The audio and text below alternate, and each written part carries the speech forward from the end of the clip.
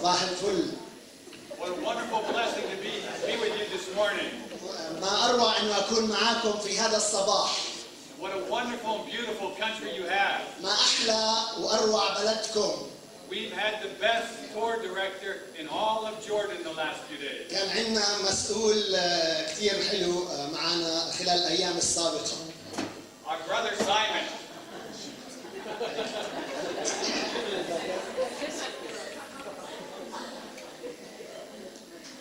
Good, thank you. We've been to Mount Nebo. We've been to the Jordan River. We've been to the Dead Sea. We've been to Jerash and we've been to Petra. رحنا على جبل نيبو وعلى المغطس وعلى البحر الميت وعلى جرش وعلى البتراء. And I hope you realize the blessings that you have, because sometimes when you live amongst such wonderful beauty, you don't realize how special it is. بتأمل انكم عن جد تعرفوا وتقدروا البركات اللي انتم عايشين فيها، لانه احيانا لما نكون عايشين في وسط هاي البركات ما بنلاحظها بحياتنا. We have no idea what Simon said about us before in the introduction. ما عندي فكرة شو اللي سايمون قالوا عني بالمقدمة. But we've been in Dubai for the last 4 years. صرنا عايشين في دبي آخر 4 سنوات. And 2 years before that, we were in Mumbai in India. قبلها بسنتين كنا بمومباي بإنديا بالهند. Now, I had moved my family from a very nice climate in Virginia Beach in 2004. جبت عائلتي اللي كنا عايشين على شط بفرجينيا بال 2004 to Columbus, Ohio, which is known for very harsh winters. بعدين انتقلنا على اوهايو اللي هي كثير شتاها قاسي. Very soon after we arrived and we experienced our first winter, my wife started praying, can we please move to a very nice warm climate where we can have a nice job and serve our church. لما كنا باوهايو كانت مرتي تصلي تقول يا رب انا ما بقدر على البرد، يا ريت انه هيك ساعدنا ننتقل على محل هيك رائع يشوب ونقدر نخدم الكنيسه فيه. And we prayed and prayed for many years, and I prayed with her because as a husband, you want your wife to enjoy her prayer. وأنا صليت معها لأنه بدي زوجتي تكون سعيدة. So one day I told her, I said, we've been praying. Your prayer has come true. I've been offered a job in India. مرة قلت لها صلواتنا استجيبت وأنا عندي عرض شغل في الهند. And my wife said, when I was praying for a warm climate, I was thinking of the Caribbean, the Maldives, Hawaii. I was not thinking of the other side of the earth. لما أنا كنت أصلي كنت عم بفكر بأماكن حلوة وجميلة ورائعة. And I said, you did not ask for that in your prayer. God answered our prayer. الله اللي بيستجيب للصلوات بطريقته. Maybe next time we should be a little more specific. المرة الجاية لازم تكون محدد بصلواتك. Now let me tell you about Dubai. You may not know this, but we're experiencing some significant challenges in the Church of Dubai right now. أحكي لكم شوي عن أخبار كنيستنا بدبي، بجوز ما بتعرفوه، عم نتعرض لشوية صعوبات. Many of you know the Church of Dubai was planted by Bassam and Lama 20 years ago. قبل 20 سنة كنيسة دبي تأسست، وبسام ولما اللي بنعرفهم اللي هم منا شاركوا في البداية. And for 20 years we've always met in hotels. وال20 سنة آخر 20 سنة كنا دائما نجتمع في أوتيلات. And a month ago the government of Dubai came out and said no Christian churches can meet in hotels or public places. آخر شهر بس الحكومة أجت وقالت ممنوع الكنائس كلها تتقابل بفنادق وأوتيلات. We have no idea why they made this decision. There's between 500,000 and 1 million Christians worshiping in Dubai on a Friday. ما بنعرف ليش هيك الحكومة عملت، ولا إنه في بين 500 بين نص لمليون شخص مسيحي عم بيعبد الله بدبي نفسها. They have said you can now only meet in a designated church building on church land, and there are only 2 of those in Dubai. وبتقدروا بس تتقابلوا في كنيسة already مبنية وفي بس 2 في دبي فقط. And we certainly don't have the capacity for 500,000 to 1 million people to meet in 2 buildings. كيف نص مليون لمليون بدهم يتقابلوا في مكانين بس. So in the interim, we've gone back to what the first century church has done, and we meet in house church. فرجعنا زي ما كانت الكنيسة الأولى تتقابل في البيوت. But we rotate the house church because we're not even allowed to meet in house church. لكن بنتقابل البيوت لأنه حتى من for your prayers. We know God is in control and God will solve this problem.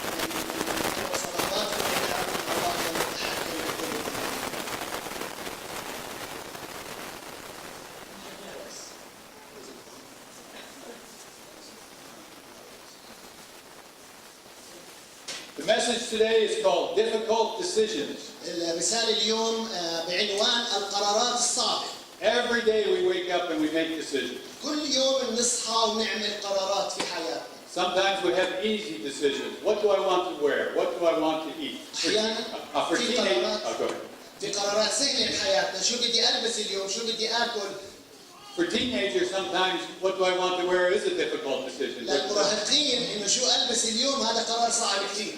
As we get older, we have more difficult decisions. ولكن كل ما كبرنا كل ما صارت القرارات أصعب بحياتنا. What do I want my occupation to be? شو مهنتي بدي إياها تكون؟ And one of the most important decisions, who do I want to live the rest of my life with as my spouse? والقرار الأهم إنه هو مين بدي إياه يكون شريك حياتي لبقية حياتي. Today, I want you to think back in time 2,000 years. بدي اليوم ترجعوا لورا 2000 سنة. Think back of Jesus riding in the donkey into Jerusalem on Palm Sunday. فكر بيسوع اللي هو عم راكب على حمار وداخل على القدس في يوم الأحد صباح. And think that you are watching that entry. وفكر إنه أنت عم بتراقب هذا الدخول. Is Jesus riding on this donkey, this very humble man, is that who you want to be your king? هل يسوع اللي راكب على حمار، هل هذا الشخص اللي بدك إياه يكون سيد على حياتك ورئيس على حياتك؟ So today is Palm Sunday, the day on which Jesus rode into Jerusalem. اليوم هو يوم الشعانين، اليوم الذي دخل فيه يسوع إلى أورشليم القدس. On the back of a young donkey. على ظهر حمار صغير أتان. This day has been described by Christians for generations as the triumphant entry of Christ into Jerusalem. هذا اليوم الذي يوصف بأنه الدخول المنتصر للرب يسوع المسيح. Point number 1 for today, God always knows.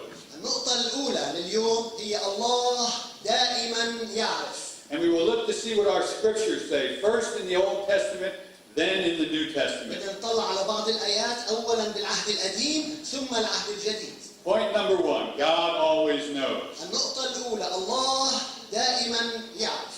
We will first read in the Old Testament from Zechariah chapter 9 verses 9 to 10. رح نقرأ من زكريا إصحاح 9 وعددين 9 و10. ابتهجي جدا يا ابنة صهيون، اهتفي يا بنت أورشليم، هو ذا ملكك يأتي إليك، هو عادل ومنصور وديع وراكب على حمار وعلى جحش ابن أتان. وأقطع المركب من أفرايم والفرس من أورشليم، وتقطع قوس الحرب، ويتكلم بالسلام للأمم، وسلطانه من البحر إلى البحر ومن النهر إلى أقاصي الأرض. All four Gospels in the New Testament talk about Palm Sunday. Today we're going to read in Matthew, starting in verse 21, verses 1 through 11. الأناجيل الأربعة في العهد الجديد تتكلم عن يوم الشعانين، واليوم اخترنا أن نقرأ من إنجيل متى وعدد 1 لعدد 11. 1 to 11. 1 through 11, yes. أوكي.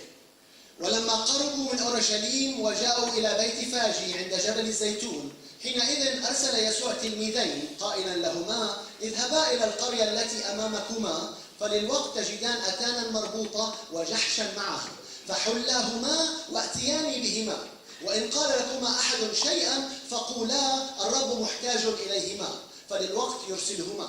فكان هذا كله لكي يتم ما قيل بالنبي القائل: قولوا لابنة صهيون هو ذا ملكك يأتيك وديعا راكبا على أتان وجحش ابن أتان. فذهب التلميذان وفعلا كما أمرهما يسوع، وأتيا بالأتان والجحش ووضعا عليهما ثيابهما فجلس عليهما. والجمع الأكثر فرشوا ثيابهم في الطريق، وآخرون قطعوا أغصانا من الشجر وفرشوها في الطريق.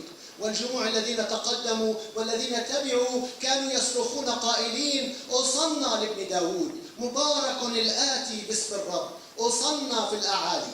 ولما دخل أورشليم ارتجت المدينة كلها قائلة: من هذا؟ فقالت الجموع: هذا يسوع النبي الذي من ناصرة الجليل. It is estimated that the book of Zechariah was written over 500 years before the birth of Jesus. يقال إنه تقديريا إنه سفر زكريا مكتوب 500 قبل الميلاد.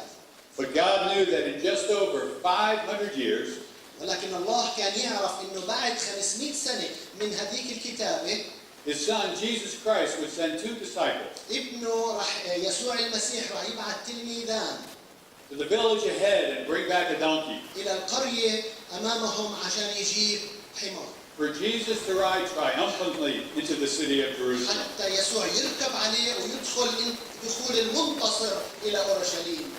And God knew exactly what would happen 5 days later. والله كان يعرف بالضبط شو كان راح يحصل بعد 5 أيام من دخوله لأورشليم. When the crowd turned on Jesus and said, "Crucify him, crucify him," لما الجموع تحولوا عن يسوع ونفسهم صاروا يصرخوا اصلبه اصلبه. Let's read Hebrews chapter 4, verse 13. خلينا نقرأ من عبرانيين الإصحاح 4 عدد 13. وليست خليقة غير ظاهرة قدامه، بل كل شيء عريان ومكشوف لعيني ذلك الذي معه أمر. God sees everything that we do. الله يرى كل ما نعمل. We need to live our lives knowing that we cannot hide anything from God. لازم نعيش حياتنا عارفين إنه ما بنقدر نخبي شيء عن إله. God sees everything. الله يرى كل شيء. God hears everything. الله يسمع كل شيء. And God knows everything. الله يعرف كل شيء. And if we think we are fooling God, إذا حدا فينا بيفكر إنه بيقدر يضحك على الله، or hiding something from God, بنخبي شيء عن الله، we are sadly mistaken. نحن خاطئين جدا. Let's be honest with ourselves خلينا نكون صادقين مع أنفسنا and live our lives knowing ونعيش حياتنا عارفين that God is watching and listening to everything that we do. أن الله يراقب ويسمع ويعرف كل ما نفعل. And like loving children that want to please their parents, ومثل الأطفال اللي بدهم عن جد يسعدوا أهلهم. we should live our lives to please our Father. لازم نعيش حياتنا ونحن بدنا نسعد أبونا السماوي. Point number 2, bigger isn't always better. النقطة الثانية، الأكبر ليس الأفضل دائما. You might not know that Jesus' procession into Jerusalem on Palm Sunday بجوز ما تعرف طريقة تفكير يسوع وهو دخوله على القدس. was not the only procession the city saw that day. مش الشيء الوحيد اللي شافته المدينة في هذاك اليوم. Roman historians record that the governor of Judea, المؤرخين الرومانيين برضه بيكتبوا انه في واحد governor شو هو رئيس روماني حاكم روماني كان برضه what is it? Pontius Pilate. Pontius Pilate was his name, and he led a procession of Roman cavalry and centurions into the city of Jerusalem. وكان كمان عنده مركب طويل عريض وكان داخل برضه على اورشليم بنفس اليوم اللي دخل فيه يسوع. On that very same day. بنفس اليوم اللي دخل فيه يسوع. Imagine the spectacle of that entry. تخيل رهبة هذا الدخول. From the western side of the city. من الجهة الغربية من المدينة. The opposite side from which Jesus enters. الجهة المعاكسة اللي دخل منها يسوع. بمركبين داخلين على أورشليم في هذاك الوقت. Pontius Pilate leads Roman soldiers on horseback and on foot. بايلت من الجهة الغربية زي ما انتم شايفين عم بيقود جنود وكتار وداخلين على المدينة بهالرهبة والهيبة هاي. Each soldier was clad in armor polished to a high gloss. كل جندي كان زي ما انتم شايفين لابس ألبسة من حديد ومجهز تماما. On each centurion's head, helmets gleamed in the bright sunlight. وعلى كل جندي كان في هلمت بتشع من كتر ضيائها. At their sides, sheathed in their scabbards. وعلى جنبه كان في مش عارف شو درع were sharp swords crafted from the hardest steel. ورماح معمولة بطريقة فنية رهيبة. And in their hands, each centurion carried a spear. وبرضه هاي الرماح هذيك صريح. Or if he was an archer, a bow with a sling of arrows on his back. وبرضه عنده أشياء من الذهب على خلف ظهره. Drummers beat out the cadence of the march. والدرمز كانت عم بتقود المسيرة. For this was no ordinary entry into Jerusalem. ما كانش دخول عادي إلى أورشليم. The Romans had occupied this land by defeating the Jews and deposing their king about 80 years earlier. الرومان احتلوا المدينة بهزيمتهم للملك تاع اليهود قبل 80 سنة من هذاك التاريخ. Since then, uprisings were always in the air. من هذاك الوقت دائما كان في فوضى واضطرابات تقوم في المدينة. The last major uprising was long before Pilate's time. وآخر كان اضطراب كان قبل كثير بعد دخول بايلت هذا. It had been after the death of Herod the Great in 4 BC. كان بعد موت هيرودس 4 قبل الميلاد، يعني كان صار له عدة سنوات آخر اضطرابات صارت. The uprising started in Sepphoris. As a forest? بلشت في عهد سيفورس. About 5 miles from the boyhood home of Jesus of Nazareth. حوالي 5 أميال من محل مكان يسوع. Before it was over, the city of Sepphoris and the town of Emmaus قبل النهاية كانت مدينة سيفورس ومدينة إيماوس had been destroyed by the Roman army. اتدمروا بسبب الاضطرابات. كانت روما تدمر كل مدينة عم بتقوم باضطرابات.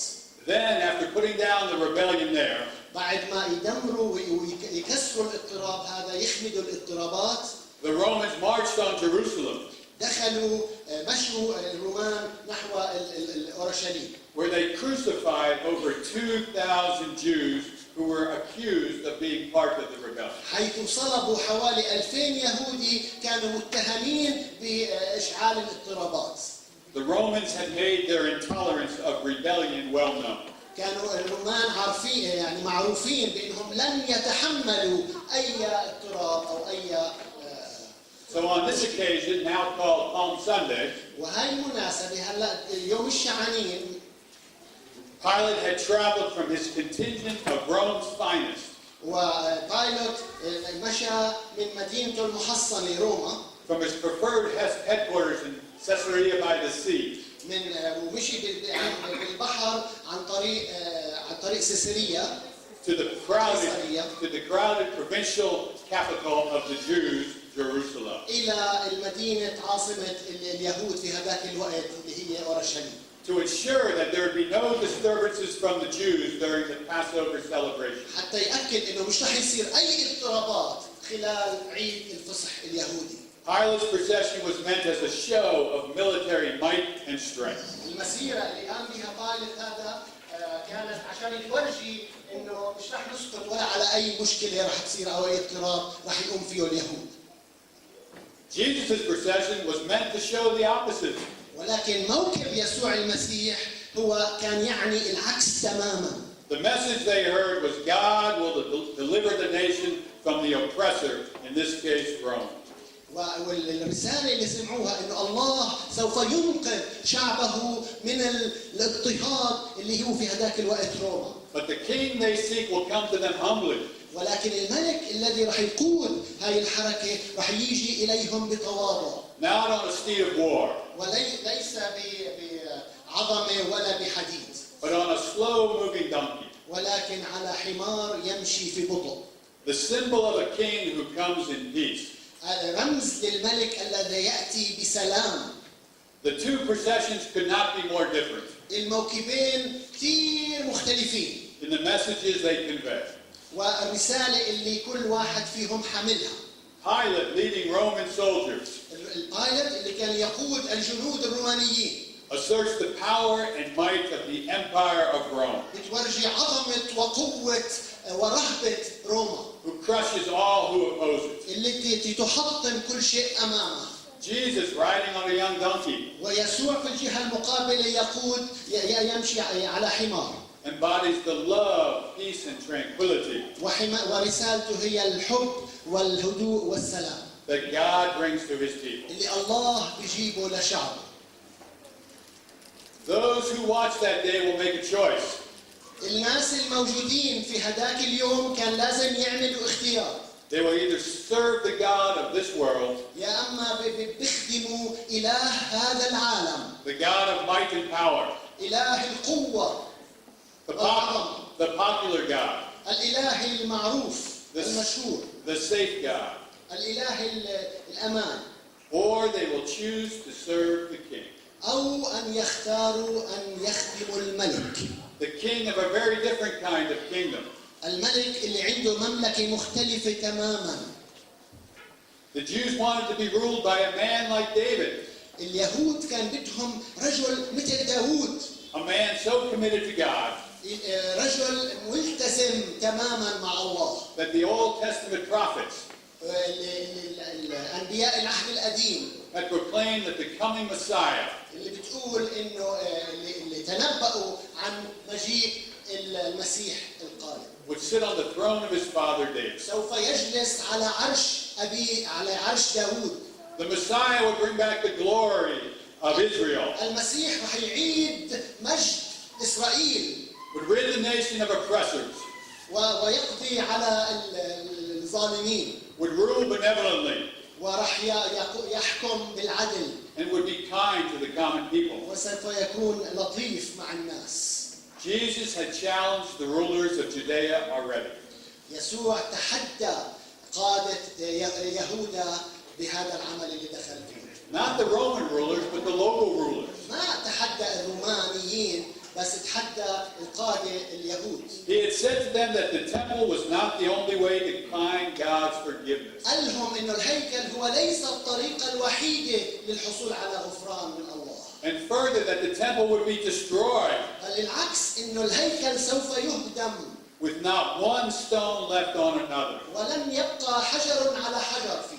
Of course, those who made their living from the temple, والناس اللي كانت عايشة على الهيكل like the scribes, مثل الكتبة، the chief priests and priests, الفريسيين، the ruling council of the Sanhedrin, وقادة المجامع، and the religious parties, the Pharisees and the Sadducees, والصدوقيين والفريسيين القادة تاعونهم would all lose their power and prestige if there was no temple. سوف يخسروا كل قوتهم ومجدهم إذا الهيكل راح. So when Jesus miraculously saves the lame man, عشان هيك لما يسوع بإعجوبة أنقذ الرجل المكرسح by first saying, your sins are forgiven, بأنه قال له للمشلول إنه خطاياك، أول شيء قال له إياه إنه خطاياك مغفورة، and then healing him, ثم شفاه. he challenged the authority of the temple system. تحدى قيادة رؤساء الهيكل. And when Jesus drove the money changers from the temple, ولما يسوع طرد الصيارفة من الهيكل proclaiming that the temple was to be a house of prayer for all nations, لأنه قال بيتي بيت صلاة يدعى. but the religious leaders had made it a den of thieves. ولكن رؤساء اليهود عملوه مكان للصوص. Jesus exposed the corruption of the temple tax. يسوع كشف الفساد اللي كان موجود في هذاك الوقت. The scandalous monetary exchange rate. والصيارفة والأعمال اللي ما كانتش قانونية. And the dishonesty of those who sold animals for sacrifice. وكذب الناس اللي كانت تقدم ذبائح.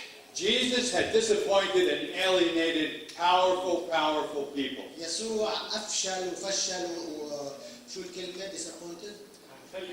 خيب أمل كثير ناس موجودة في هذاك الوقت. He did so because the Pharisees, وعمل هيك بسبب الفريسيين the Sadducees, والصدوقيين the chief priests, والقادة the scribes, والكتبة most of the Levitical priests, ومعظم القادة اللاويين and others who ruled on Rome's behalf والناس اللي كانت عم بتقود نيابة عن الروما were part of the same system of oppression. كانوا كلهم ضمن نظام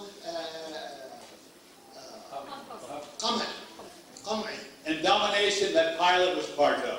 واللي كان بايلوت يقول لهم شو يسووا بسبب عشان يخضعوا القدس. Jesus' followers got caught up in his entry into Jerusalem, thinking they are choosing to follow Jesus. ولكن تلاميذ يسوع المسيح اللي هم اللي اختاروا انهم يتبعوا يسوع. But by the end of the week, ولكن في نهاية الأسبوع Jesus will have disappointed the crowd حتى يسوع كان راح يفشل كل الناس اللي كانوا تابعينه at a rate faster than they could stand. بطريقة سريعة جدا مش شوي شوي. They will turn on him, سوف ينقلبوا عليه حتى تلاميذه even those closest to Jesus. حتى الناس المقربين جدا ليسوع. The 12 disciples التلاميذ الرسل ال12 will either betray him outright يا اما بيخونوه وبينكروه or abandon him in confusion and fear. او يتركوه وهم ملخبطين وضايعين. There was no comparison between the entrance of Pontius Pilate ما في مقارنة بين دخول بايلوت الروماني and his war machine وآلته الحربية and the entrance of Jesus Christ on his humble donkey. ودخول يسوع المسيح على الحمار الطوال. Let us read from 1 John chapter 2 verses 15 to 17. من رسالة يوحنا الأولى الإصحاح 2. لا تحب العالم ولا الأشياء التي في العالم. إن أحب أحد العالم فليست فيه محبة الآب. لأن كل ما في العالم شهوة الجسد وشهوة العيون وتعظم المعيشة ليس من الآب بل من العالم. والعالم يمضي وشهوته وأما الذي يصنع مشيئة الله فيثبت إلى الأبد. Point number 2, bigger is not always better. النقطة الثانية الأكبر ليس الأفضل دائما. In fact, bigger can sometimes lead to personal disaster. بالعكس الأكبر دائما بيقود إلى كوارث. Do we really need a bigger house? هل إحنا عن جد محتاجين لبيت أكبر؟ Do we really need a bigger car? هل محتاجين لسيارة أكبر؟ And do we really need a bigger paycheck? هل إحنا محتاجين لراتب أكبر؟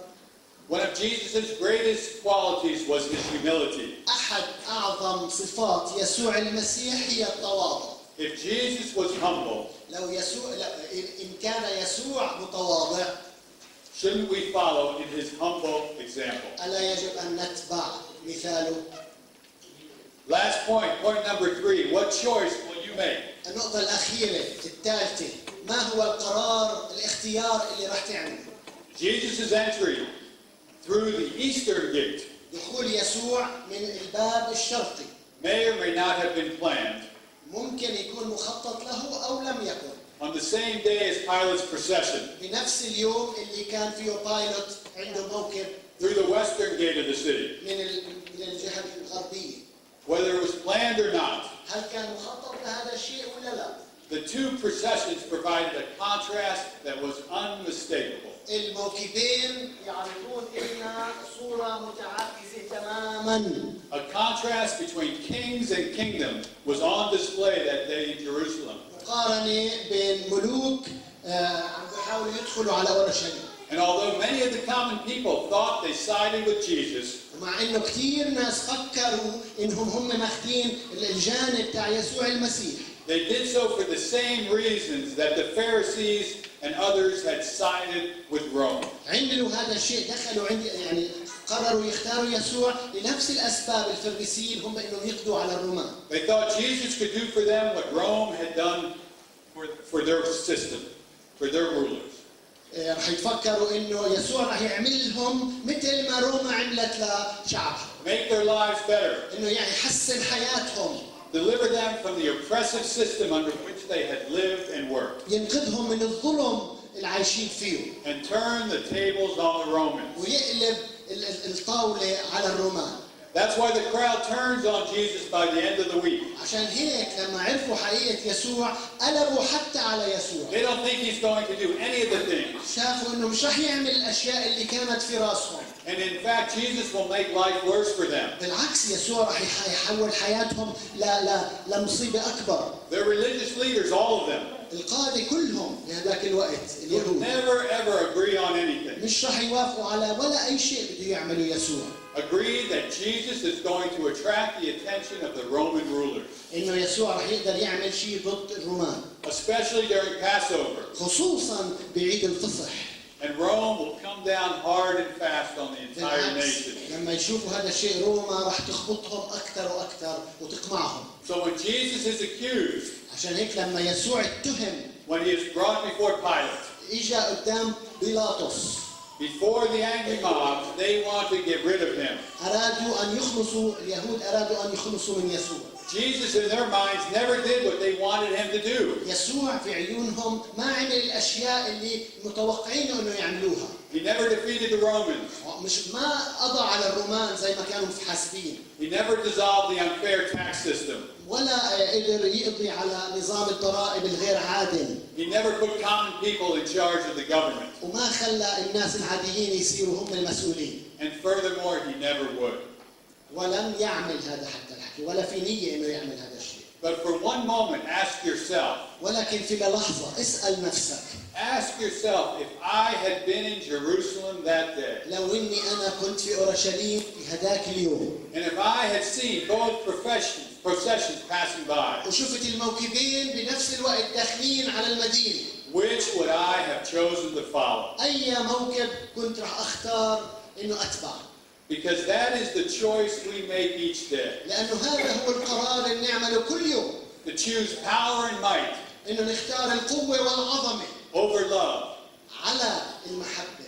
To choose the way things are done نختار الطريقة اللي بتنعمل فيها. over the way God intends them to be. على طريقة الله. To choose the worldly way نختار الطريقة العالمية. or the godly way. على الطريقة السماوية. Two processions, موكبين. two theologies, طريقتين للتفكير.